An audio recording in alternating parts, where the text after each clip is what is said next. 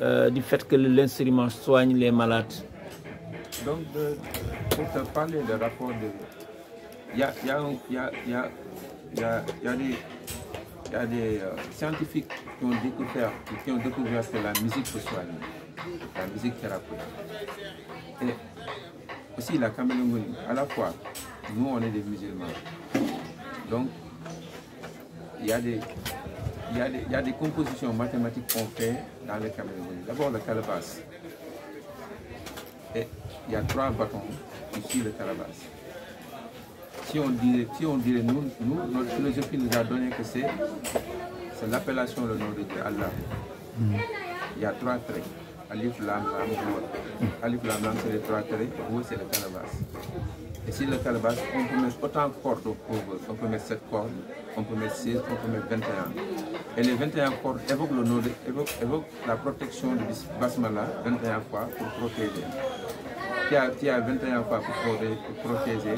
Et l'emballage, c'est le nom d'Allah. Ça aussi, ça protège. Tu vois? Et c'est pour cela qu'on dit que les instruments soignent. Chaque instrument a sa particularité. Ouais. Toujours, c'est tellement, n'est pas un hasard, c'est tellement mathématique, c'est tellement aussi ça, spirituel. Quand vous avez évoqué le calcul numérique des chiffres et de nombres, et même Alif, Lam, Lam, Lam, le Huwala, que vous considérez comme étant l'image de la calebasse, qu'en direz-vous? Oui, je dirais que la calebasse est l'un des fruits, les premiers fruits que Dieu a donné à l'homme. À la fois, il était utile pour boire, utile pour manger, utile pour conserver des trucs. Il y a des scientifiques qui ont dit que le calebasse, à lui seul, il peut soigner jusqu'à 50 maladies différentes. Tu vois qu'avant nous, les Africains, on avait la longévité. Parce qu'on mangeait sur le calebasse, on faisait tout ce qu'on faisait sur la calebasse. Même quand on donne une fille à la mariage, on lui prépare du calebasse, on met des trucs dedans, on dit que c'est bon pour la mariage. Et ça, c'est des réalités sociales qui étaient ici en Afrique. Et on commence à perdre ça. Et si on arrive à retrouver ces traditions-là, c'est quelque chose qui va aider tout le monde. Parce qu'on dit chaque jour, l'Afrique est la berceau de l'humanité. Pourquoi l'Afrique est la berceau de l'humanité? Parce qu'il y a des cultures, il y a des enseignements qu'on nous enseigne à bas âge, qu'on grandit avec. Et si on cultive ça, on peut aider n'importe qui. Tu parlais tout à l'heure de la tranga sénégalaise. La tranga sénégalaise, c'est quelque chose de naturel. Tu l'as en toi, et il y a mes soeurs qui l'ont avec eux, il y a mes pères, et il y a tous les Sénégalais ont ça. Nous, on se doit d'aider les autres, on se doit d'éduquer les autres, on se doit de montrer les autres l'exemple. Parce que autant qu'on le voit dans le monde, dans les télés, on nous montre que les Africains sont des rebelles, ils se tirent entre eux. Mais si ça ne tenait que c'est Africain et Africain, on ne vivrait que la paix. C'est ça qu'on sait. Voilà, effectivement, quand même c'est pour étayer d'une part ou d'autre cette croyance qu'on veut effacer alors qu'elle est toujours utilisée dans les sciences, dans la vie sociale, dans tout ce qu'on peut faire dans la vie. Parce que si on n'est pas en bonne santé, on ne peut rien faire. Et si ces instruments, si le retour au bercail, si le retour au berceau, en écoutant, il y a faire la musique berçait même les gens. Et ce qui fait même appeler dans vos propos les animaux pour les attraper. Vous voyez cette connexion entre les êtres humains, qu'ils soient êtres humains en tant qu'hommes, ou bien les animaux, et tout le monde se retrouvait. Il y a une communication directe. Et même autant, chaque instrument véhiculait un message. Et quel est le message? Pour qu'on puisse immortaliser tous ces connaissances-là qui sont aujourd'hui face à la menace technologique Mais quand même, toujours la technologie aussi utilise de la magie. C'est de la magie dans tout ce qu'on fait dans la vie. Le message pour restaurer tout ça. Le message pour restaurer tout ça, c'est l'éducation. L'éducation de base. Parce que en réalité, nous, bon, peut-être que dans toutes les nations, chaque nation a sa propre façon d'éduquer leurs enfants. Et on réincarne l'éducation que nous avons, nous Africains, avant, qu'on faisait avec nos enfants. On les parlait des histoires, on les parlait des hommes braves, et de quoi ne pas faire si tu es petit et tu grandis avec, tu as la conscience, donc tu as la sagesse à bas âge. Avec notre éducation, on voyait que l'enfant qui a 7 ans, il a la sagesse avec lui. Et cette sagesse-là, c'est avec ça qu'il grandit, qu'il soit un grand homme. On te parle de Amadou Hampâté-Bâ, on te parle de professeur Seydou Kane, on te parle de Cheikh Anta Diop. Tu vois, c'est lui qui a découvert l'Égypte ancien et c'est lui qui a donné aux preuves avec le carbone 14 que tous les Égyptiens étaient des Noirs. Et ça, on a vu que la mathématique sort de là-bas, l'algèbre sort de là-bas. Et tous ces trucs-là, on doit reconstituer ça et on doit aussi former les enfants à l'éducation de base. Et c'est ça qui commence à manquer. Avec les nouvelles technologies, c'est un moyen de travail. On peut éduquer les enfants autant qu'ils restent avec la nouvelle technologie et avoir leur éducation propre. Il serait très intéressant pour les professeurs de philosophie qui tiennent des classes de terminale de s'imprégner de ces connaissances. À travers les zones de vision africaine, ils vont découvrir au-delà de ce qu'on apprend. On apprend pour la vie et par la vie. Monsieur Seydou Kane, évoquant Cheikh Anta Diop, évoquant Cheikh Ahmed Hampâté-Bâ, et j'en passe. Y a-t-il pas un choc de croyance aussi? Parce que tout à l'heure, derrière cette beauté artistique qui est l'art, qui est perçu en Grèce, qui est perçu Grèce antique, qui est perçu en Égypte, qui est perçu en Inde, qui est perçu en Afrique et qui traverse le monde et tout le monde aujourd'hui l'utilise parce que le savoir n'appartient à personne. Y a-t-il pas quelque part une complémentarité entre les religions ou y a-t-il pas de choc entre les religions? Donc, moi je trouve qu'il n'y a pas de différence dans les religions. Toute religion qui vient de Dieu, les 3 religions qu'on dit, le christianisme, le judaïsme et l'islam, sont les religions qui viennent de Dieu. Les temps ont changé. Donc, on nous a expliqué que l'islam est la dernière religion qui vient, c'est lui qui enveloppe toutes les autres religions. Et c'est pour cela, alhamdulillah, on dit grâce à Dieu qu'on est des musulmans d'abord.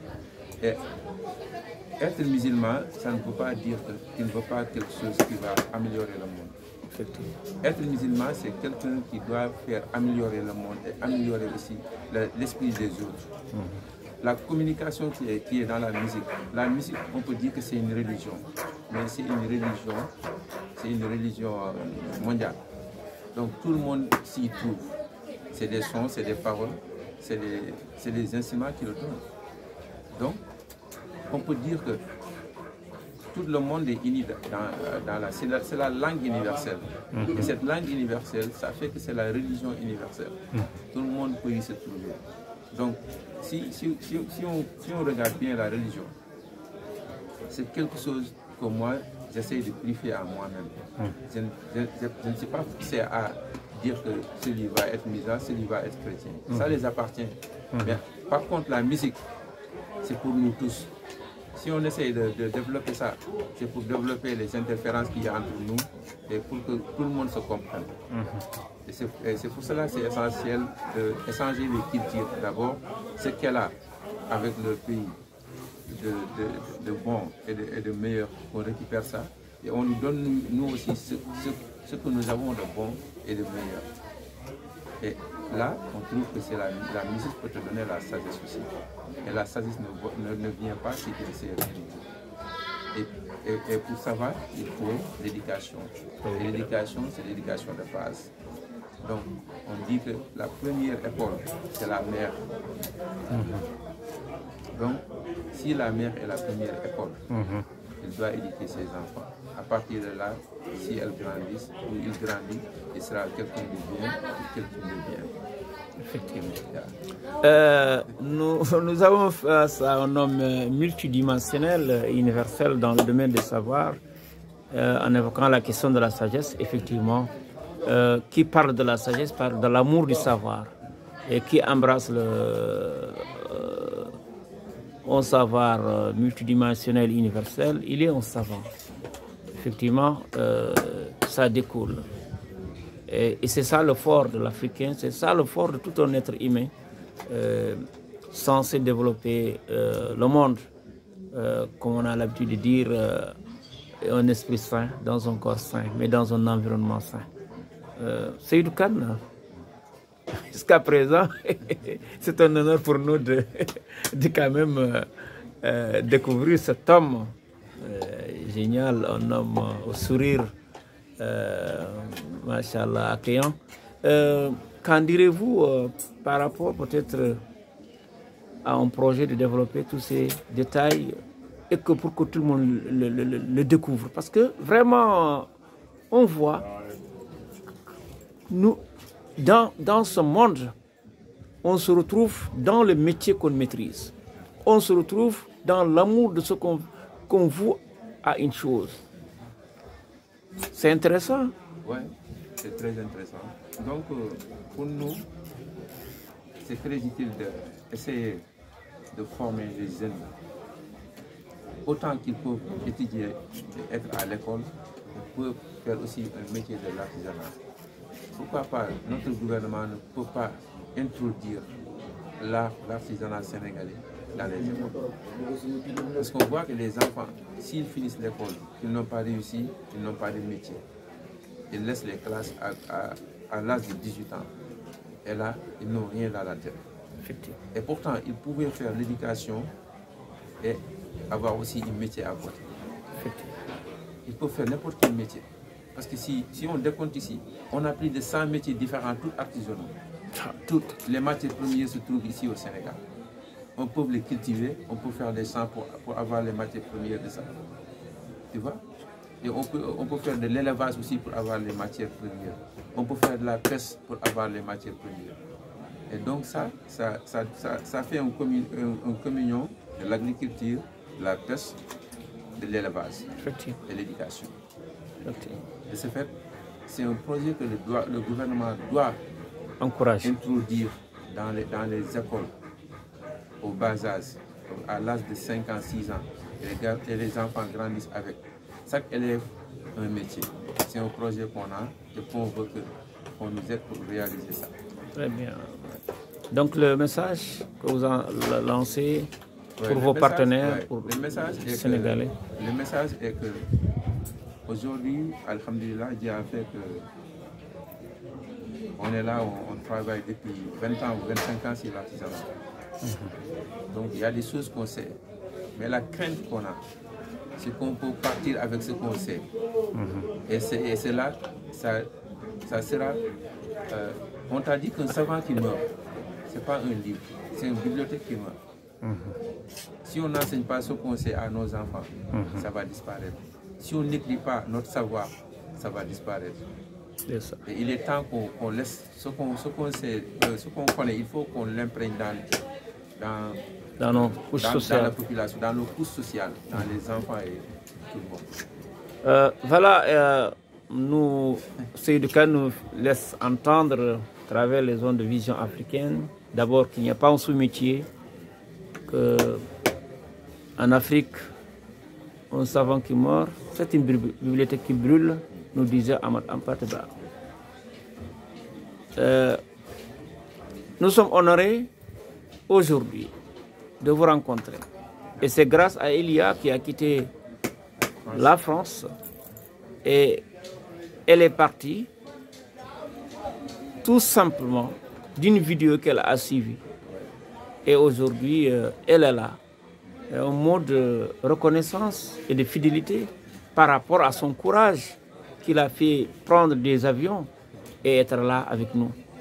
Donc son amour pour l'instrument et son courage aussi, on la salue. Et on a rencontré une dame qui était brave et aussi très ambitieuse et qui a l'amour de ce qu'elle fait. Depuis qu'elle est là, tout ce que je lui dis de faire, elle fait ça avec cœur. Elle réussit en ce moment à faire des goni elle-même.